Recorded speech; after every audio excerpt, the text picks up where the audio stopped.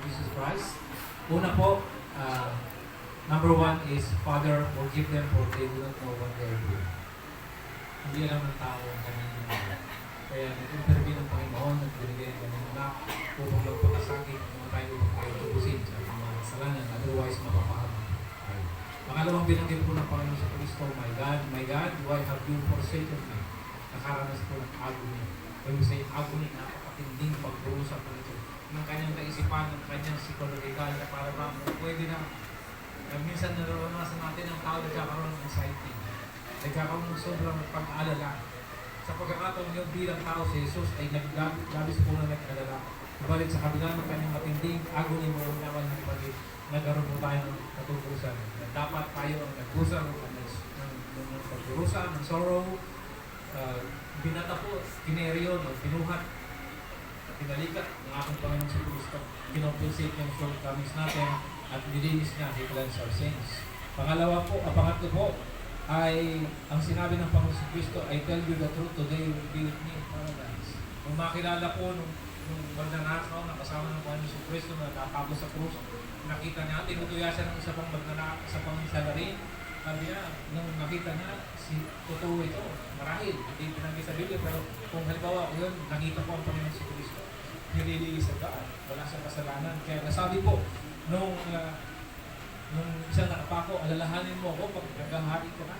Kaya sabi ng Panginoon sa Kristo sa kanya, today, because of His faith, today you will be with me in paradise. Nung sinabi niya, alalahanin mo ako, it is an answered petition. Yung kahilingan, hindi lang petition niya, kundi petition din ng Jesus sa Ama. It is an affirmed pardon, nagkaroon tayo ng pagkapatawad at assuring promise that you, I, all of us, will be in paradise with God one day. Pang-apat po, ay sinabi ng Panginoon sa Kristo, He said to His mother, dear woman, here is your son, and to the disciple, here is your mother. Ito po ay about doon sa address ng ating Panginoon sa Kristo o yung pagkalinga, pagkakagubili ng Panginoon sa Kristo na magkaroon tayo ng pagkalinga sa bawat isa. Kaya mga po yung class po dito ay Jesus Christ. It is about the connection. It is about our affection. It is about concern. It is about adaptability. It is about care and affinity. O sa wikang Pilipino po, kaya ang pagkikipag-ugnayan at pagmamahal po natin.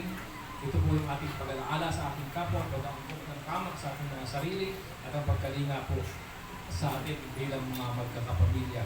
At panglima po ay ang John 19:28, later knowing that all was now accomplished, so that the scripture would be fulfilled. At sabi ng Panginoon sa Kristo, panglimang sinabi niya, I am thirsty. Nauuhaw ako. Bakit? Kanina po sa number 2, yung kanyang psychological, yung kanyang emosyon ay hirap na hirap. Magaling po dito sa panglima. Ito ay patungkol pa rin sa kanyang physical na kalagayan. Na kung minsan, binuksan mo yung kaldero, napasok ka, nagulat ka pa, masakit. Natinig ka, masakit. Napasok ka ng sigarilyo, na-experience ko naman, dami na rin ligat ko, dumadari ka ganyan, napasok, ang sakit, di ba ba?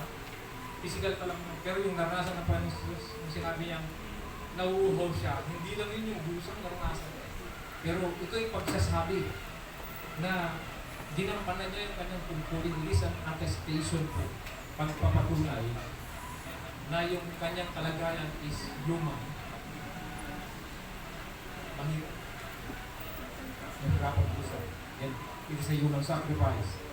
At yung kanyang pagkasabi na nauuhaw po siya ay yung kanyang pagiging napagpakumbaga o humble servanthood, nag-thankful siya na kahit sana, nag-pray po siya, reported eh. Pwede naman hindi siya dumang sa sarong pagdurusa, pero yung Lord, yung will ng Lord ng Ama, ng sinunod. And it is the attestation of hurting Savior. Nasasaktan po. Minsan tayo, hindi ka lang pinansin ng kaibigan mo, ng asawa mo, ng kapitbahay mo, sa kitlog mo. Diba? Pero Jesus po, naranasan yung sobrang hirap. At pang-anim po, sabi ng Luke 23:46, Father, into your hands I commit my spirit. Isa pang magandang bagay po ito na ating makita. Katulad ni Jesus. Kung kanigano natin kinukumit yung ating buhay, yung ating sarili, minsan sa boyfriend, minsan sa mga taong may kakayanan sa buhay. Pero tandaan natin, let's commit our spirit to the Lord by divine commitment by divine conformity and connection. And lastly po, narinig natin kanina lamang that Christ, it is finished. Naganap po. Kung hindi naganap ang ginawa ng Panginoon sa Kristo, wala po tayo dito. Lahat tayo magpunta po sa impyerno. At sa pagkakataong ito po, ating bigyang pansin. Ang isa pa paalaala, ang ginawa ng Panginoon sa Kristo po is a work of sacrifice. Tignan natin gano'n tayo mahalaga na sa kabila ng pagtalikod natin, pagkaabalan natin, sa maraming bagay ay nakalimutan natin ang Diyos. Ilalanan ka sa pagkakataong ito ng Diyos ay nagmamahal sa iyo. Ang Diyos ay ibibig ka ng kahit sino ka pa dahil gusto niya na makasama ka. And I request po, pakipatayan natin ng ilaw para mas makita natin ng maliwan.